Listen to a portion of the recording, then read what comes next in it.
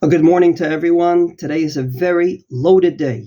It's both Erev Shabbos, it's a Friday, and it's also the fast of the 10th of Tevet, known as Asara b'Tevet in Hebrew. Indeed, a lot of things come together in a very short Friday, especially in the Northern Hemisphere, and I'd like to make a little order halachically and then say something about this special Asara b'Tevet during war. So the day, like everything in the Israeli army, divides into three. Number one, Shachris. Shachris was a regular Shachris. If you didn't daven yet, then it's going to be a regular Shachris of a fast day. We say Slichos, Avinu Malkeinu, that many of us have been saying anyway, and of course, Tachanun.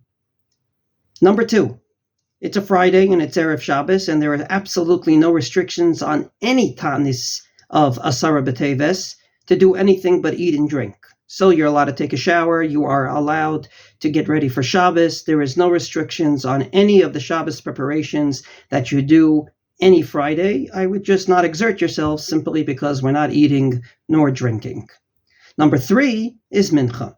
At Mincha, these two parts come together, being it a Mincha of Erev Shabbos and yet a Mincha of a fast day.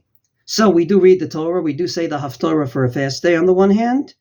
We're going to say Anenu in the silent Amida as well as the public Amida, but we will not say Tachanun at Mincha because it's Erev Shabbos. That will segue, of course, into Kabbalah Shabbos probably, Ma'ariv, and of course we'll break the fast by saying Kiddush tonight and eating the Shabbos meal. But I want to say something very important about this particular Tanis of Asara b'Teves.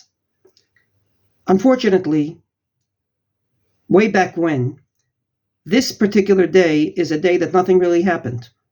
Quite frankly, the only thing that happened was they started the siege on Jerusalem. But the Jewish people didn't see the signs. The Jewish people didn't recognize that this is beginning a chain reaction that will lead to Shiva Asar B'Tammuz and eventually to Tisha B'Av. It's going to lead to the absolute destruction of the temple, not to mention the destruction of Jewish sovereignty in the land of Israel. When the Jewish people failed to see the early signs, unfortunately it segues into something far worse. That's exactly what happened in Israel this year. We didn't see the signs that were happening when our enemies started to mobilize against us. They started to come right close to the gate, and we said, it's okay. They started to do other things, and we said we can live with it. And we didn't see the signs. If there's anything that this day has to teach us, it's that our enemies don't lie.